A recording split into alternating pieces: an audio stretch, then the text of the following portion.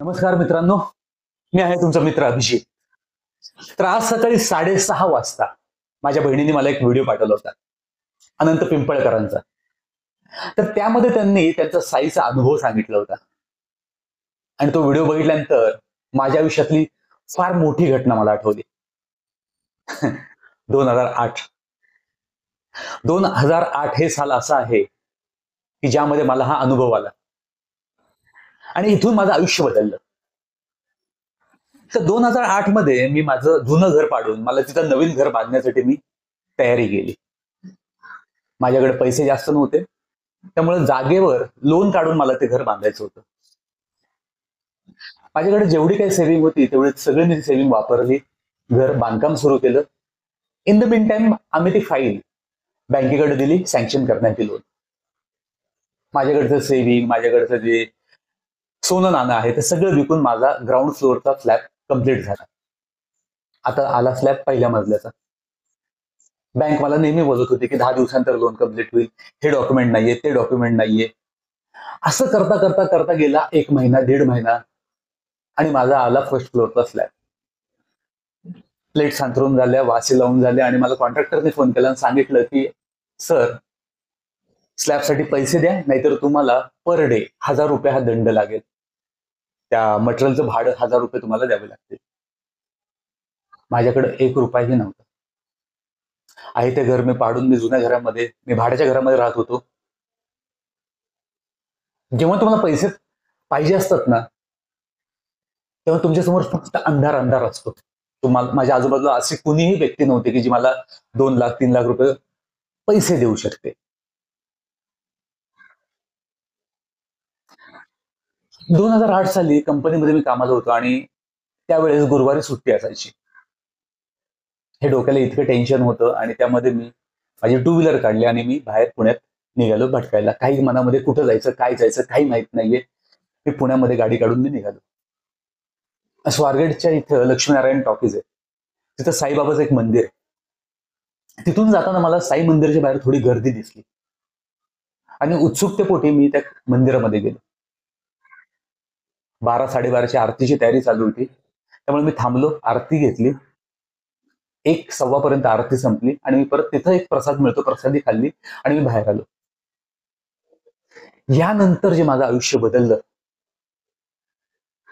ते तुम्हाला मी तो अनुभव सांगतो. तो सांगताना अजूनही माझ्या अंगावरती काटा येतोय.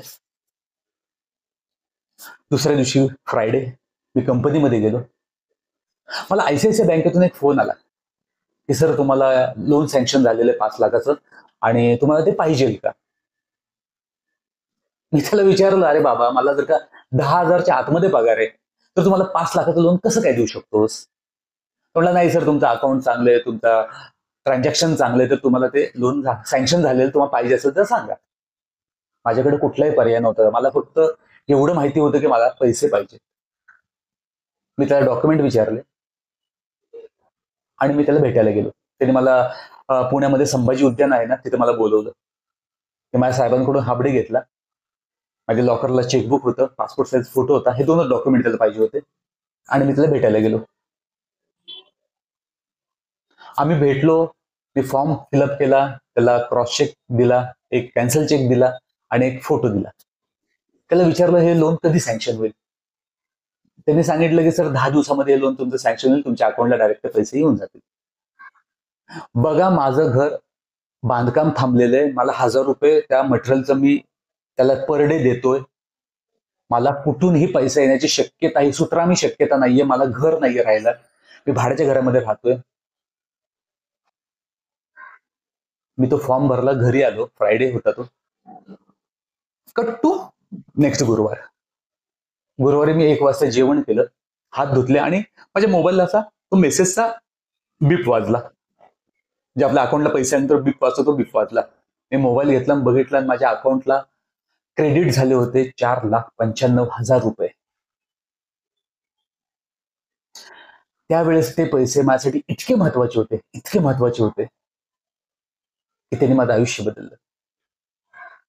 आणि हा प्रसाद होता साईबाबांचा.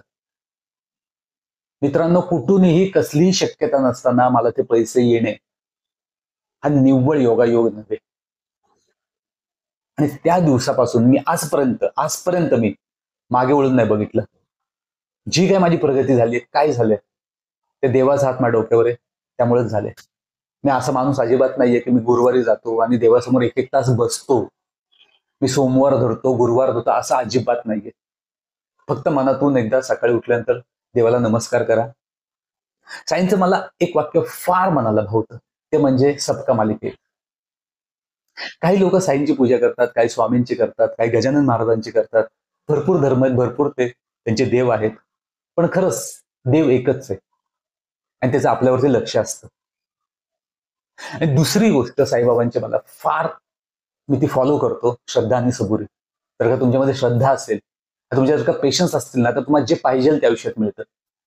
ही गोष्ट नक्की लक्षात ठेवा. माझ्या आयुष्याचा एक फंडा जो मी आत्तापर्यंत वापरला आणि हा पुढे पण वापरतो. जर का तुम्हाला कुणाचं चांगलं करता येत नसेल ना, तर वाईट करू नका. तुम्हाला चांगलं करता येत नाही कुणाचं, नो प्रॉब्लेम, पण वाईट नका करू. तुम्हाला तो देव इतकं देईल, तुम्हाला ते सांभाळता पण येणार नाही. जर का शक्य झालं तर हा व्हिडिओ साई भक्तांकडे शेअर करा. जय साईराम, जय महाराष्ट्र.